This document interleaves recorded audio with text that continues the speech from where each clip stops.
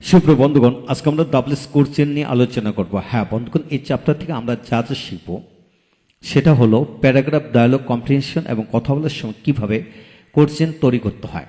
Doubles question এর সম্পর্কে মূল কথা আমাদেরকে জানতেই হবে। যেমন ইংরেজিতে যত ধরনের কথা বলা হয় সেক্ষেত্রে 30% ডাবলস কোশ্চেন যুক্ত সেন্টেন্স পাওয়া যায়। প্যারাগ্রাফে লেখার সময় 5 থেকে 7টি প্রশ্ন উত্তর দিতে হয়। ডায়ালগ লেখার সময় প্রতি ক্ষেত্রে প্রশ্ন করতে হয় এবং উত্তর দিতে হয়। কম্প্রিহেনশন এর ক্ষেত্রে 5টি প্রশ্ন উত্তর দিতে হয়। এছাড়াও ইংরেজি প্রথম ও দ্বিতীয় পত্রে বিভিন্ন ক্ষেত্রে ডাবলস কোশ্চেন যুক্ত সেন্টেন্স পাওয়া যায়।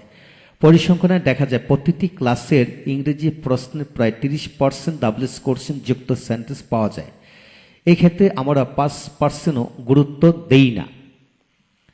আর এই জন্যই আমরা MA পাস করার পরও ইংরেজিতে ভালোভাবে কথা বলতে পারি না, যেহেতু আমরা সঠিকভাবে প্রশ্ন কোশ্চেন তৈরি করতে পারি না, সেহেতু আনসারও দিতে পারি না। তাই আসুন নিচের তথ্য অনুযায়ী শিখি।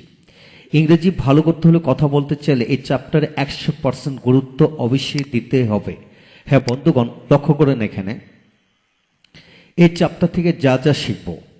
হু দিয়ে কতভাবে প্রশ্ন করা হয়? 6 ভাবে প্রশ্ন করা হয়, অর্থাৎ হু দিয়ে 6টি গঠনের আলোকে প্রশ্ন করা হয়।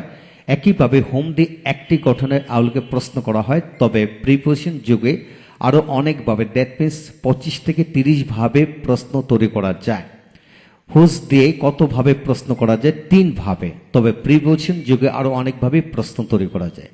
হট দিয়ে 17 ভাবে প্রশ্ন তৈরি করা যায়। হুইচ দিয়ে 19 ভাবে প্রশ্ন তৈরি করা যায়। হোয়েন দিয়ে 7 ভাবে, হোয়াইট দিয়ে 4 ভাবে, হোয়াই দিয়ে 5 ভাবে, হাউ দিয়ে 15 ভাবে প্রশ্ন তৈরি করা যায়। অর্থাৎ 15টি গঠনের আলোকে প্রশ্ন তৈরি করা যায়। এছাড়াও হোয়েন এবং বিভিন্ন অক্সিলারি প্লাস একটি মূল ভার্ব দিয়ে একসাথে 86 ভাবে পড়ার পদ্ধতি, অর্থাৎ 86 ভাবে প্রশ্ন তৈরি করা যায়। অর্থাৎ একটি মূল ভার্বের পূর্বে বিভিন্ন অক্সিলারি যুক্ত করে এবং হোয়েন দিয়ে 86টি গঠনের বাক্য পাওয়া যায় বা তৈরি করা যায়। ঠিক একইভাবে হয় দিয়ে 86 ভাবে, হোয়াই দিয়ে 86 ভাবে পড়া যায়। হাউ দিয়েও একইভাবে একটি মূল ভার্ব দিয়ে 86টি গঠনের বাক্য তৈরি করে পড়া যায়। এর সাথে হোম এবং বিভিন্ন অক্সিলারি প্লাস একটি মূল ভার্ব দিয়ে 86 ভাবে পড়া যায়। হু দিয়ে একটি মূল ভার্ব এবং বিভিন্ন অক্সিলারির সাথে যুক্ত করে 145 ভাবে পড়া যায়। হোয়াট দিয়ে 80 ভাবে পড়া যায়। হুইচ দিয়ে 145 ভাবে, হুজ দিয়ে 145 ভাবে পড়া যায়। হ্যাঁ বন্ধুগণ, আপনি যদি ইংরেজিতে কথা বলতে চান, লিখতে চান, অপরকে পড়াতে চান, তাহলে এদের সকল কিছু হিসাব নিকাশ করে আপনাকে পড়তেই হবে, জানতেই হবে।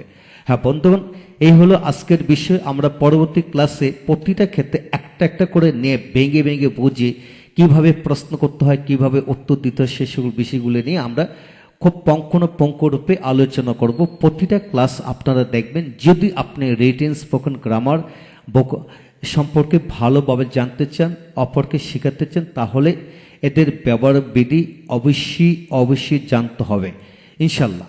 হ্যাঁ বন্ধুগণ, এই হলো আজকের এই ভিডিওতে আমরা সংক্ষিপ্তভাবে ডাবলস কোশ্চেন সম্পর্কে ধারণা দেওয়া হলো।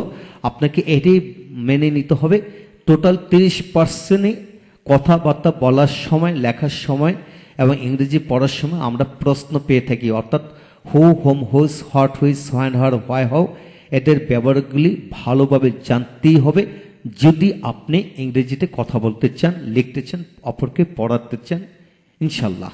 Thank you very much.